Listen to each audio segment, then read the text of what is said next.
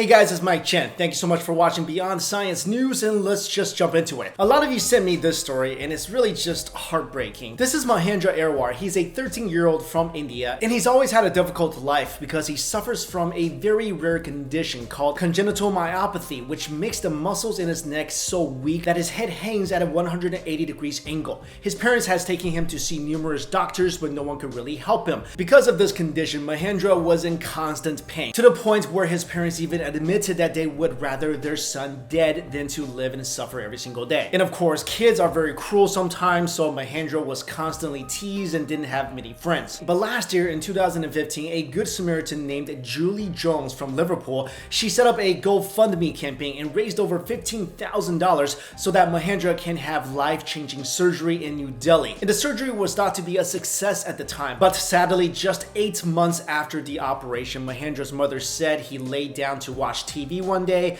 and passed away. Dr. Krishna, who performed the surgery, said that he was left shocked by Mahendra's sudden death. He said, "For me, the joy and smile on his face when his head stopped sagging was one of the defining moments in my decision to operate on children with neglected and awful spinal disorders." Mahendra was even featured in the documentary The Boy Who Sees Upside Down, which documented his journey to get the surgery. I just want to thank you guys for sending me this story because it definitely put a lot of things in perspective for me. I mean, we all have problems in life, but to see this young man deal with constant pain every single day, to deal with such a significant disability and still be able to just smile and have a really positive outlook on life, that's just really inspiring to me. It's definitely sad to see someone who really just wanted a normal life, a normal youth who just wanted to play with his friends and be looked at as a normal kid. So I hope at least in those 8 months after the surgery, he was able to have that. Next up, this is pretty remarkable. Scientists are on the brinks of being able to cure blindness, and they are able to do this by bypassing the eyes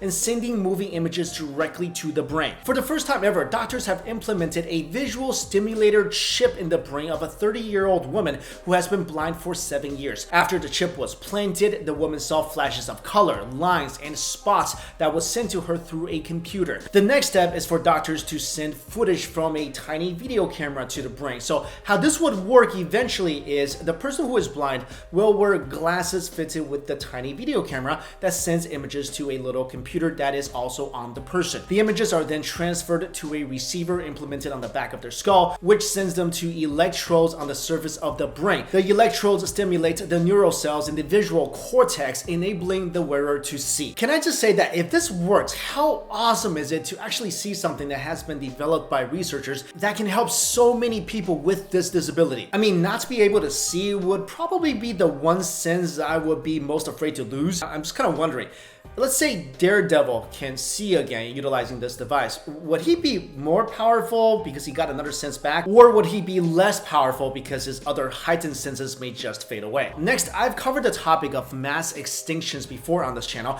And if you don't know, a mass extinction is any event where there is a sudden global spike above the background extinction rate. So far, we have gone through 5 mass extinctions that we know of. The last one happened about 65 million years ago, which was when the dinosaurs got wiped out. But now researchers are saying we are in the middle of a 6th mass extinction. And according to a new report released by the WWF and the Zoological Society of London, by the end of the decade, 7 out of every 10 of the world's mammals, fish, amphibians, reptiles, and birds will have been wiped out. And the cause for this mass extinction is, well, it's us. With our poaching, farming, overfishing, deforestation, us causing climate change, how we dispose of our waste, chemical, and air pollution, we are the root cause of this mass extinction. Next, and this is just super creepy, ghost hunters at the abandoned Newsham Park Hospital in Liverpool were taking a group photo, and one of the photos was taken by host Phil Barron, which showed this. I mean, I've seen some disturbing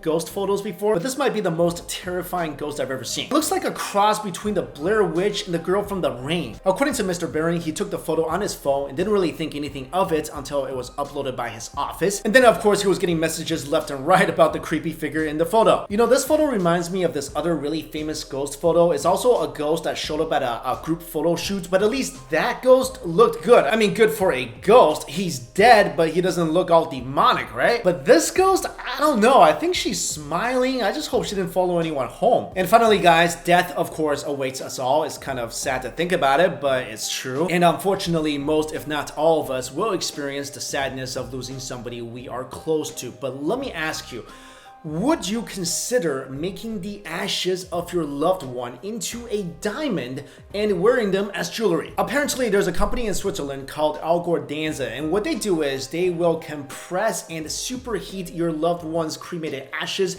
and turn them into a man-made diamond that can be worn as a ring, necklace, or earrings. This process will cost you around $4,500, and the colors of the diamond you get will vary from white to dark blue, which depends on the boron content of the ashes of the deceased. Okay, not to be gross, and I get that people want their loved ones close to them, but personally, I couldn't do this because I have this really bad habit of putting any jewelry I'm wearing into my mouth. So I would really like it if what I'm putting into my mouth was not something that used to be, say, my wife. And before you rush off to do this, there is some controversy with this company because some say they're just kind of faking the whole thing. But let's say if this process was real, this company is legit, would you want to do this? And this is not the only deceased transformation company out there. There's also another company. This is a story I did before.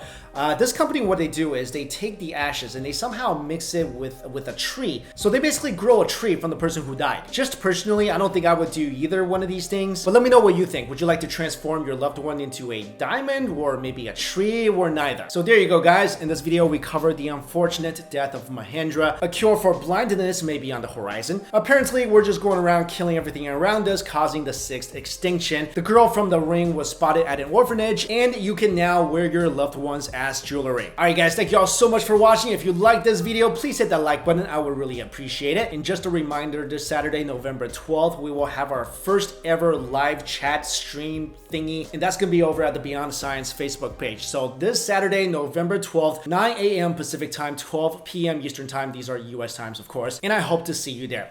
See you later.